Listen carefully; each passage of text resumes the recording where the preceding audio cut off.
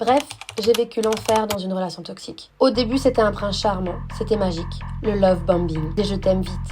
Je croyais avoir trouvé l'homme de ma vie. Mais en fait, j'étais tombée dans un piège.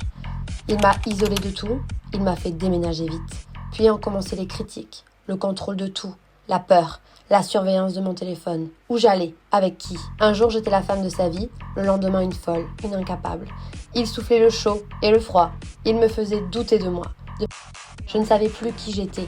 Je croyais être folle. En fait, j'étais manipulée. Et c'était le début du cycle de la violence. Les crises, les violences, les pleurs, les excuses, la victimisation, le « je vais changer », la séduction à nouveau. Et c'était reparti pour un cycle. J'étais épuisée, perdue, mal dans ma peau. J'avais mal au ventre dès qu'il rentrait du travail. Je portais un masque.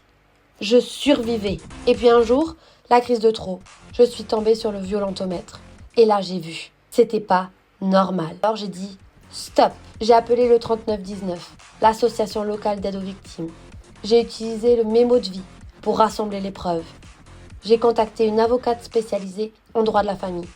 J'ai obtenu l'aide juridictionnelle, une ordonnance de protection pour me protéger. Même à la campagne où j'étais, je ne savais pas qu'il y avait des solutions. Grâce au programme R, l'Association des maires ruraux de France se mobilise pour les violences faites aux femmes. Des élus formés peuvent t'écouter, t'orienter, t'aider à trouver un logement, des aides financières et porter plainte. Et même t'équiper d'un bouton Mon Shérif en cas de danger. Aujourd'hui, je ne suis plus la même. Je suis libre. Et je veux te dire, tu n'es pas seule. Sauve-toi.